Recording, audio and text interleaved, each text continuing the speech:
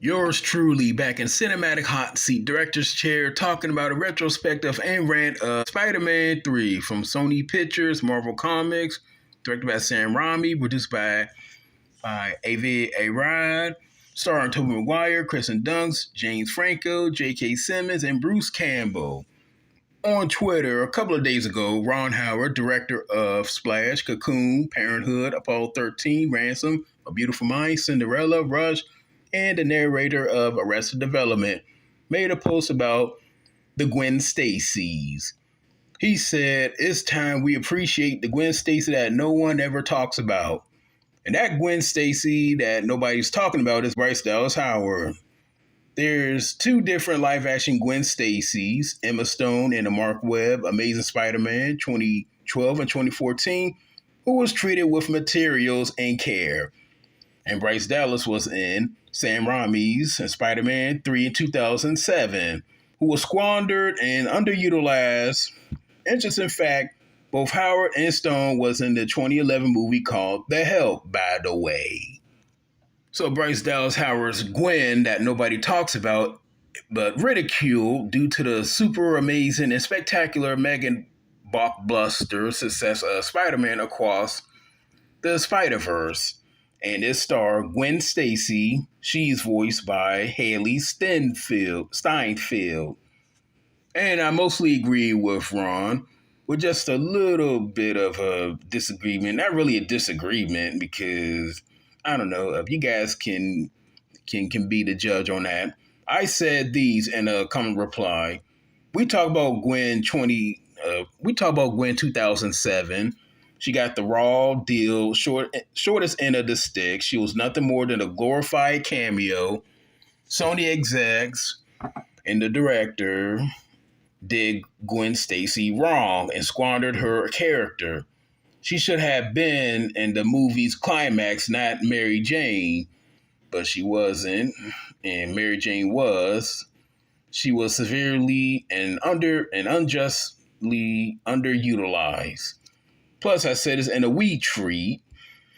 Really, you can't compare Bryce's Gwen to Emma's Gwen in Amazing Spider-Man or Haley's Gwen in Into the Spider-Verse. Gwen Stacy from Spider-Man 3 was a cameo at best. Bryce wasn't given anything to work or build upon as Gwen. Now, Emma, she was given, to work and build on, and Haley Steinfeld was as well.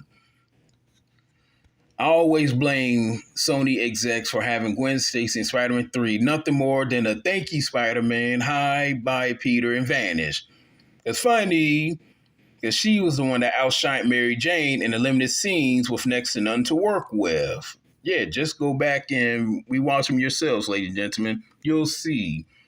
It's unjust. It's always been unjust for just not just the butchering of Gwen Stacy because of the bloating and too many cooks in the kitchen who's terrible cooks and the BS foobar effed up beyond all recognition retconning of Uncle Ben's killer from the first Spider-Man in 2002. Why did they had to make Sandman all of a sudden, who was there in 2002, who shot and killed Uncle Ben, instead of the random thug? By accident, by the way. It was by accident. Yeah, sure, whatever. Way to insult the fans, right? But wait, there's more. They softly retcon when the butler, what's their names? The butler of the Osborns, who was all of a sudden knew how Harry's dad hated him, and now all of a sudden Harry is the good guy now. GTFO, get the F out of here. Which, by the way, was dumb and foolish way, very foolish way, and then butchered the new Green Goblin. That was pretty much writing in the sloppiest, trifling, and amateurish form. They really, you know what? Think about that now. They squandered the new Green Goblin. They should not have had that in there. It should have been full-on, merciless, angry Harry Osborn. But wait, there's even much more. Why did they ruin and make Mary Jane into a total bitch, an envious one? Her character was butchered. all the scenes with Peter and Gwen, you felt sorry for them having to deal with the bitch Mary Jane. What were they trying to do with her? Have Peter ditch MJ and go with Gwen? Because Gwen was with Mary Jane because because Gwen was with Peter Parker first, by the way. But I guess they wanted to retcon that as well. So maybe it's just called the Spider-Man 3 retcon. And even with the scenes, once again, when Gwen was with Mary Jane in the scenes, she totally steals and owns the scenes, but without malice from Gwen Stacy. I mean, just take the time and look for yourselves. You'd be like, wow, she really does outshine Mary Jane, who's just a bitter bitch. Yeah, Mary Jane just go full on with the total bitch. Okay, I get it. She was jealous, but why? Did she forgot who and what Peter Parker is? Did she forget who Spider-Man is? Good thing that Peter Parker and Spider-Man didn't get butchered to a degree and just said, you know what, F you, Mary Jane. Now, why did she become dull? I hate that everybody's looking at you and not me. So, come on now, really? So they just butchered them. They just butchered all characters. Now, I did enjoy the symbiote arc, but Venom shouldn't have been in this movie. This movie would have benefited from a sequel. It should have been a part 4 and had Venom be in Spider-Man 4, like 2011 or 2012. An alternate universe. Keep Eddie Brock in the movie. Yeah, we can keep him in there. Get a different actor, though, because Topher Grace was a terrible miscast of Eddie Brock. But yeah, have the symbiote bond with him in the end credits, We can have the dancing evil Peter. We can have all that. But then at the end of Spider-Man 3, have the symbiote bond find Eddie Brock, and then boom, there we go. End credits. Now back to the humble and nice elephant in the room, the butchering of Gwen Stacy. For one, Gwen Stacy, played by Bryce Dallas Howard, was a great choice and even unique in many ways. She totally owned it. It was wise. She wasn't some damsel in distress like Mary Jane. This was even with Mary Jane, the fact she was just too kind and sweet and generous towards Mary Jane in her bitch mode, almost motherly to a degree in the scenes, especially with the restaurant scene, not the jazz scene. And especially and with the jazz scene, she wasn't having that when Peter used her against Mary Jane without her knowing it. That was pretty unique. I said, okay, yeah. I don't know. I'm thinking because of too much of the cooks, they try to have them have Mary Jane and Gwen Stacy go at it. But then there's the other cook said, no, we're not going to do that. So then you had that, and then you had that equinox going on. Now, that's not the reason just to forget that Gwen Stacy and Spider-Man 3 exists either, so another BS on the writers or editors of this film. In fact, this movie never got a Spider-Man 3.0 or 3.2 or something like that. But we all know why. This one was just like an abomination and just saying, well, never happened. But the writers thought that having a bitche Mary Jane was a good thing. And again, actually was a surprise, with the scenes with Gwen and Mary Jane in it.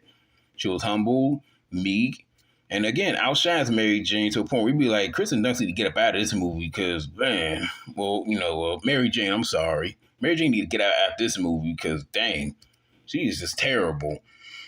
Yeah, like she just forgot all about what happened in Spider-Man 1 and 2, and then just taking on Peter and Spider-Man for her downfalls. And unfortunately, Gwen Stacy was once again more than just a glorified cameo. She was probably in the movie no more than 3 minutes, 5 minutes. If you put all Gwen Stacy scenes, if you just watch them. Yeah, so she's in the movie for no more than 5 minutes tops at best, and 4 scenes, and yet she is just, again, thank you, Spider-Man, hi and bye, Peter. Then she just vanishes. No word, no note, no call, no whereabouts on her. So she just left New York City through all of Sandman and New Goblin and the Venom, outbreaks and all that. Where did her dad go? the was he a police chief or something? She just left, and then I'm over thinking, hold up now, where's Gwen at? I know they didn't just have Gwen as a high and by. I was saying this even back in 2007 when I saw it, when it first dropped in release. Now you would think Eddie Brockett before Venom, or even with Venom, would have stalked Gwen Stacy in the third act climax and kidnapped her, forcing Spider-Man to choose as he kidnapped Mary Jane. Kind of like how Green Goblin by William Dafoe did to Spidey in the first Spider-Man movie.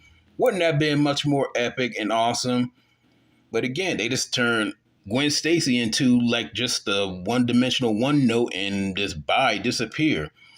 In fact, another negative, why wasn't Gwen Stacy in the climax? Again, she should have been there. It would have made much more sense, right?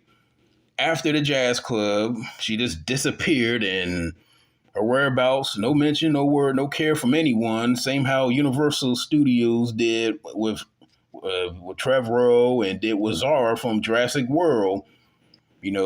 Claire Daring, played by the same actress, Bryce Dallas Howard, hired Zara to watch her nephews, and she gets eaten, and then don't nobody say nothing about it. It's just not even the kids. Come on now. The audience knows this stuff, and it is wrong. It's terrible. That was wrong. Gwen Stacy is a very important and very vital and very dynamic, integral role and presence character in the Spider lore. And this is completely rubbish. She's almost a blink and you miss. Literally, she's a blink and you miss. Seriously, you could literally move Bryce Dallas Howard's Gwen Stacy and put in background actress number 4, and nothing would change in this kitchen. It'd just be the same thing. So Bryce Dallas Howard as Gwen Stacy, given very little to do, was shining, did her role right, and she'll always be my favorite live action Gwen Stacy.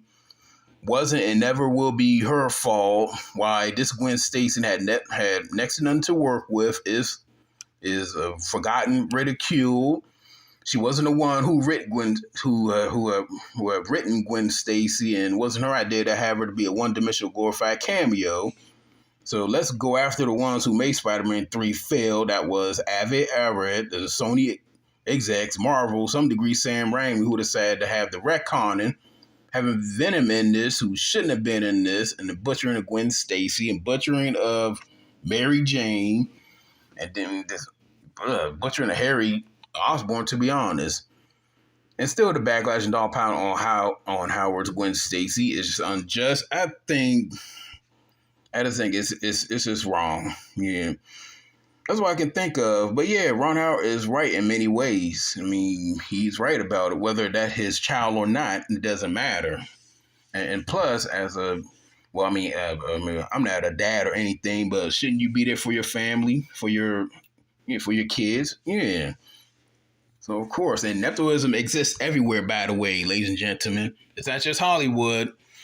All right? Nepotism exists on any job site, anywhere. Just open your eyes a little bit more. You'll see nepotism not just in Hollywood. All right? I mean, probably like 9 out of the 10 actors that we all know and grow with and love are nepo babies themselves. So let's put that to the rap, okay? And let's just finally admit that why Bryce Dallas Howard's Gwen was forgotten and not talked about in a positive light, because it was due to the amateurish, incompetent, and butchering of what could have been amazing and spectacular. Prior to Jurassic World, she would have made a great action star. Give her any cyberpunk, dystopian, or sci-fi action romp flick with swords and weapons and all that, she would have totally owned it, and could have been in the pantheon of female action stars with Jane Fonda, Pam Grier, Angela Bassett, Sigourney Weaver, Linda Hamilton, Kate Beckinsale, Angelina Jolie, and Mila Jovovich. But with Avi Arad and those hack writers at Sony Executive and Marvel ruined it. But maybe it was meant to be, and Howard is, had like a different direction and all that, and moving on up, making waves, taking the director's chair with The Mandalorian, and going to be directing the remake to The Flight of the Navigator. And That's so she's doing good. Yeah, she's doing good. And here's to you, Howards. And that's a wrap with my retrospective. Mostly a rant because of the development of Spider-Man 3 due to too many of the cooks in one kitchen and just forgetting how to make the foods and recipes. Thank you for stopping by and listening. Like this video, share this video, sub this video, and until next time.